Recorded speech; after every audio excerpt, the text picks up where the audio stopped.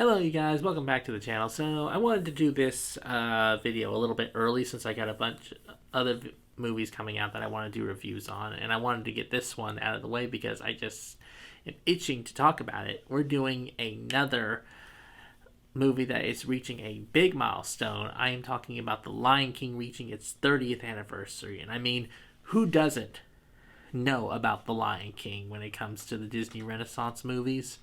I mean, that first opening scene, wow, that just gets you. It's such a big milestone, in my opinion, because the legacy that Lion King has left on the world, I mean, and not just in the way Disney is seen now and how it became the powerhouse that it is, but also on animation itself. Lion King has left a label here, and it's going to be remembered long after probably when it reaches probably its 100-year anniversary, because people will always look back and say that, wow, this was probably, when it came to traditional animation, this is probably arguably the greatest traditional animated film of all time. Let's first talk about like when it went into production. Okay, so before Lion King, the last Disney Renaissance movie that actually came out was Aladdin, which was a huge success as well.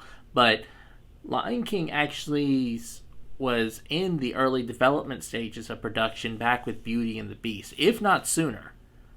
Yeah, but when it was pitched to Disney, a lot of people weren't on board for the idea and for the story. Also, it was being released alongside Pocahontas, which would later be released 1995, the year after Lion King, and neither big wig at Disney thought either story was going to be that great. But a lot of people jumped onto Lion King because they thought it would be a much better story. But, I mean, when you look at stories, I mean, Lion King isn't really an original story. Because, I mean, if you're a reader of Shakespeare, Lion King is pretty much Hamlet.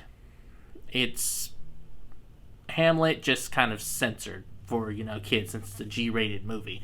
I mean, King has a son, his heir, the king's brother is jealous because now he can't be king because now the king has a son. So he hatches a plot to kill both the king and the prince and frame the prince. And the prince runs away. Later comes back to dethrone his tyrannical uncle, who is now the king. So, I mean, that's Lion King in a nutshell. Just, it's now animals. But, I mean, the success it had, I mean, it was phenomenal. It wasn't what people were expecting. And until 2003, when Finding Nemo came out, Lion King was the highest grossing Disney movie of its time. So, I mean, that's a pretty big surprise right there. Moving on to like the animation now of Lion King. Like I said before, Lion King is probably arguably the greatest 2D traditional animated film of its time. I mean, I can't really think of any other greater 2D animated films that could even come close to topping Lion King. But the animation in this movie is just incredible. I mean, back then, 3D animation was being used, but barely any. It wasn't until like a year later when 3D animation really started taking over.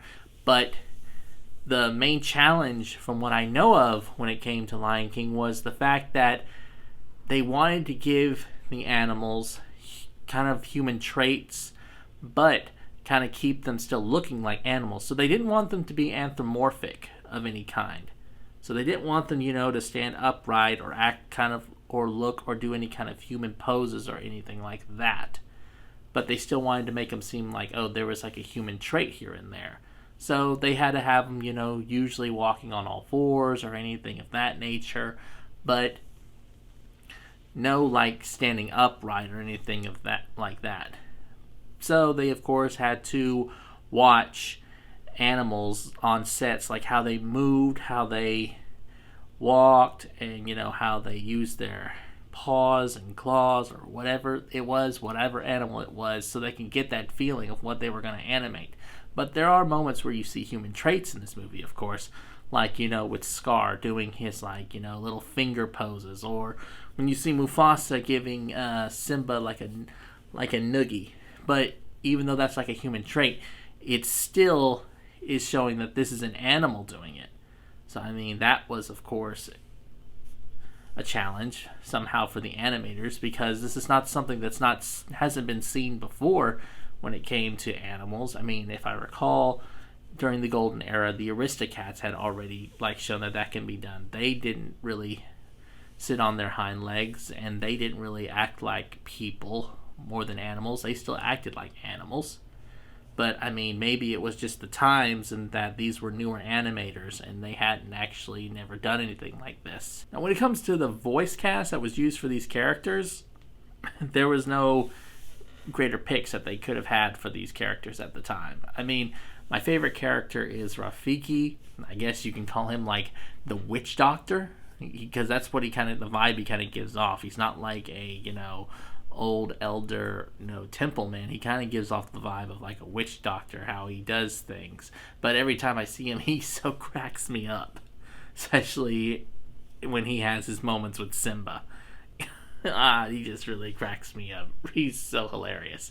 But even though Rafiki is my favorite character, my favorite voice actor in this movie was actually Scar. I mean, I loved Scar was voiced by Jeremy Irons, and his voice is just so sinister and cunning. Yes, I know Scar is a douche, and I really was. Every time I watch this movie, I just can't wait to see him die, because he so deserves it. But hearing his Jeremy Irons voice when he does this character, it's just really incredible, especially that moment when, he kills Mufasa. Long live the king. I mean, that was so much better than the way it was done in the live-action version. Long live the king. Yeah. There's just no comparison there. Then we have, of course, the music. Of course, we know the catchy, upbeat, fun songs that we got in this movie, like Hakuna Matata, Can't Wait to Be King. And also, we had a song written by Elton John, Can You Feel the Love Tonight? But we're all familiar with those songs. We all know those songs. If we grew up on this movie, and also if we grew up on Disney itself, it's actually the score I like to talk about more than anything, because the score is masterful. It really fits every situation that happens in this movie, and sometimes it can be bright and cheery like a Good Morning, and then also it can be kind of dark as well, like, with something bad happening. And it was just done so well. And of course, it was written by an amazing composer, Hans Zimmer, without a doubt, who is a legend when it comes to composition and scores. He would actually go later on to win Best Original Score for this movie. Hans Zimmer is on the level of John Williams and Danny Elfman, so he's no, I guess you can say nothing to laugh at when it comes to composing scores. Whether to say he's better than both those two, I don't know if that's something that can be said, but I will say that this score that he did here was just masterful. There was just no comparison. It's great that he did win the Academy Award here for this movie. The legacy of this movie is just nothing to sneeze at. I mean, there's so much that can probably be taken from this movie. I can't really say, but I mean, I like to say what also came after this as well. Of course, we had the direct-to-video sequel, Lion King 2, 1.5. Lion King 2 for 1.5.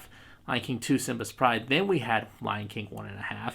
Both movies I enjoyed, though I liked the number 2 a little bit better than 1.5. But, I mean, I was always up for Timon and Pumbaa. I liked their characters. The only thing I wish they probably didn't make was that Lion Guard show. I don't know what was up with that, because that just didn't seem to fit in with the actual story at all. It just seemed like completely off book, like trying to rewrite the story completely. And then, of course, we had the live action Lion King, which was released a few years ago. And I was like, when I saw the trailer, I was just like, what is this bullshit? Now, I mean, I've only seen clips and bits and pieces of the live action Lion King, and I'm just like saying, nope, I'm not going to watch it. I have no intention of watching it. I probably don't have any intention of watching Mufasa as it gets closer to its release this year. I mean, them trying to stretch on Lion King, of course, it just seems like Disney has lost its touch. Well, we kind of knew that already. Disney just wants to try and make money now wherever they can. Of course, I guess they're trying to make it off a classic.